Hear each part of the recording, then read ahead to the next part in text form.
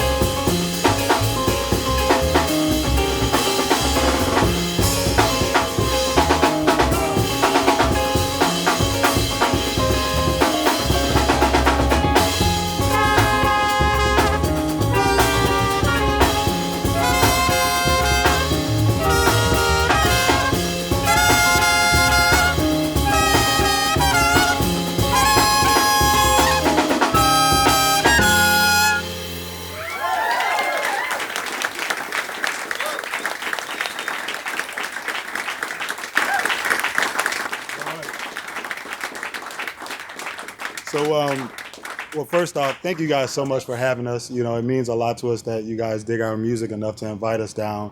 You know, it's for me, this is a really special day because the album came out, but to also get a chance to sort of share this with folks that I know are really audiophiles and really into music and love music that has a nutritional value and all those things, it means a lot to us that you guys invited us down.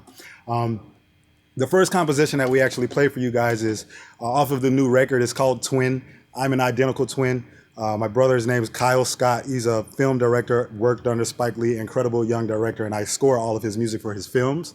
And this is something that I wrote when it's, you know, basically I was trying to figure out musically how to excavate all of the things that went into our past and how we ended up being in New Orleans.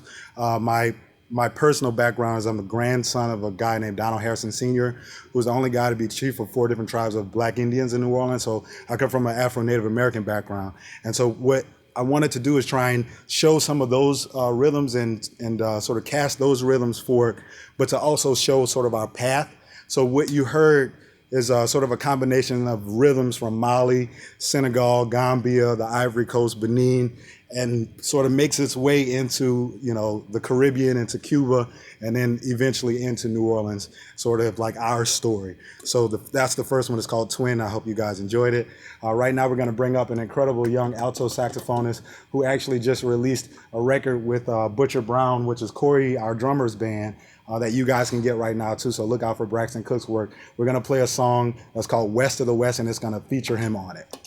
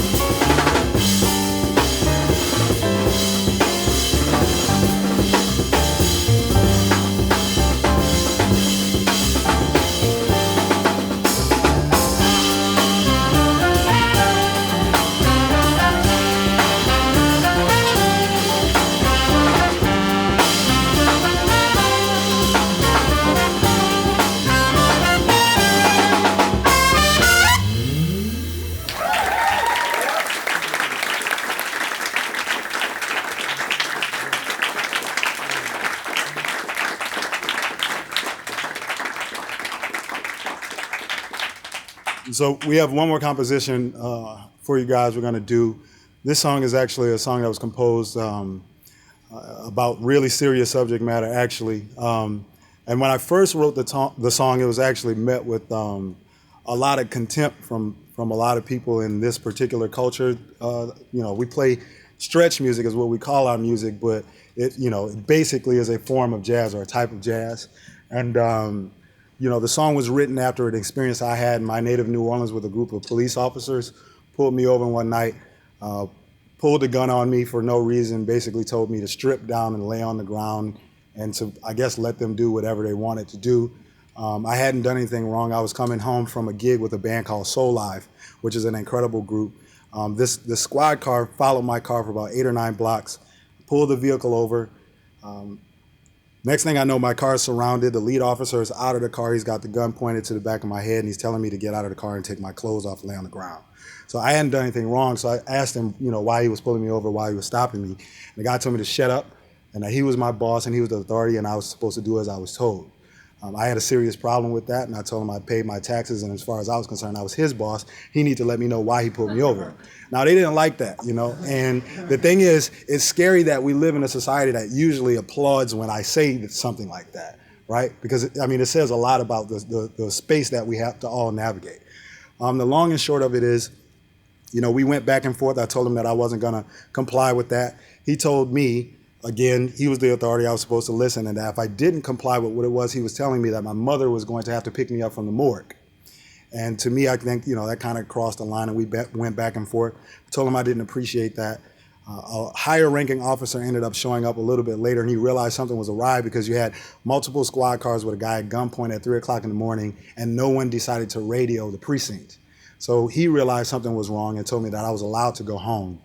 I'll never forget, I didn't live in New Orleans at the time, but I get back to my mother's home, and I'm going through like a litany of emotional spaces because you're angry, but you're also hurt. I think linearly we can all kind of conclude why it was that they pulled me over, but that wasn't the conclusion that I wanted to come to in that moment. The officers sort of threw a myriad of racial epithets and slurs in my direction. It was also kind of weird because one of the officers was a black guy. And so it was strange for me to see them saying those things, but him not saying anything, as if I guess I was the only guy, the black guy in that particular moment. We know Stockholm Syndrome is real, and so that was a very strange thing. I got home. I didn't want to tell my mom. I didn't want to tell my grandmother because I was afraid that if I told them that they would be afraid that every time I went to do a gig, that this could be my reality, and I didn't want them to feel fear for that, so I didn't say anything. And stayed up that entire night, paced back and forth, thought about going back and doing something really terrible, and realized that the smarter thing to do would be to try and compose a song that accurately depicted the range of emotions that I went through in that moment as a means of illuminating people, or I should say re-illuminating people, that these things still happen. But I think in light of recent events, I don't think I need to say that to too many people in this office because I know that you're aware of what's going on around you. I also want to say, I think a lot of times what ends up happening and something that I see as a sort of a strange dynamic is I'm born in New Orleans. I'm born in the Ninth Ward. There are a lot of people that, would make a pretty big argument that area is pretty much, it's not first world, is a good way to put it. And the way that area is policed, and when I was growing up, the things that I saw people enduring and going through at the hands of police, it actually scars you and really affects you. But I think if you don't grow up in that type of chasm or in that type of context, I think a lot of times based on the things that you see was disseminated to you about other cultures and other communities, makes you kind of believe a narrative that isn't true. And a lot of times I found when I first wrote this song, which was like 2008, people would react to me like what I was sensationalizing something or what I was saying wasn't true. And a lot of times they would back those type of comments up with giving examples of things that like they saw on television. And that was a really hurtful experience because I realized that a lot of times the things that are disseminated about this particular culture is that we're always okay with the criminal element and that we're all a part of the criminal fraternity, and that type of unlordable behavior is acceptable to everyone in the area, so that when someone, actually a police officer, goes into one of these neighborhoods and pops a kid, if you don't live in that culture, you automatically think the kid did something to deserve it, or that the cop is just taking out the trash, and it's completely untrue. So we're gonna play the song right now. I want everyone to know that the reason that I tell this story and the reason that we play the song is not to build derision or hate. It's actually to make sure that we reach a consensus on how to move forward. Because we all have, this generation, I'm looking at a lot of younger people in the room, we all have a really great opportunity, a profound opportunity in front of us to be able to create the reality that we all talk about. No one's saying or thinks that, in 2 years, it's, Washington, D.C. or New Orleans, Louisiana or Harlem is going to be a utopia. But at the end of the day, the type of work that's required to actually walk hand in hand together to reach that has to start now. And if it doesn't start now, then your children and my children are going to inherit these issues, right? So the last song that we're going to do for you is a song that was composed about the overwhelming racism that a lot of brown, black, especially African Americans in this country specifically, go through at the hands of police officers. It's called Klux Police Department.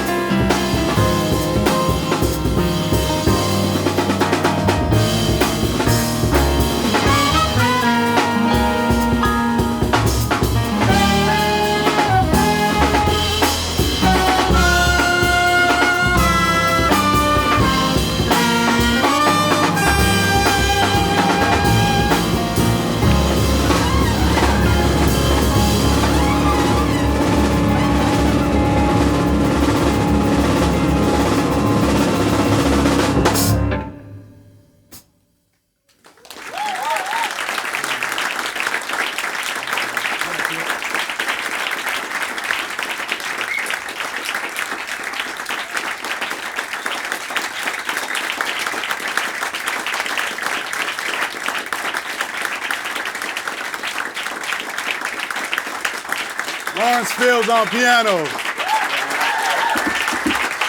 Corey Fonville on drums. Chris Fun on the bass. Dominic Minix on the guitar. 21 years old. Braxton Cook on the alto saxophone. 24 years old. Is that right? Okay. Elena Pinderhughes on the flute. 20 years old. My name is Christian Scott aTunde Adjuah. Thank y'all so much. We'll see y'all next time. Thank y'all.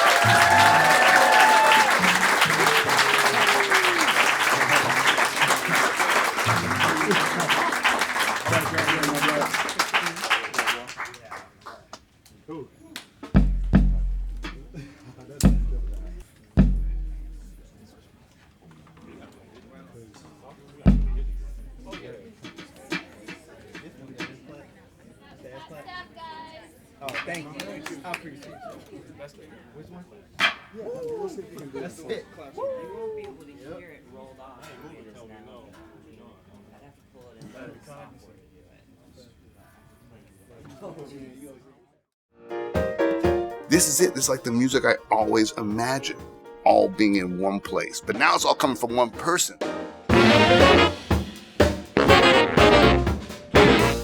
Henry would play things for me, and I just taped him playing. So when I started to transcribe them, it's like taking apart a car. That's where you find the rhythms, the harmonies, and Henry's particular ones are what I call Henryisms. And they're things he plays. And what I did was I started to give those to other people in the band.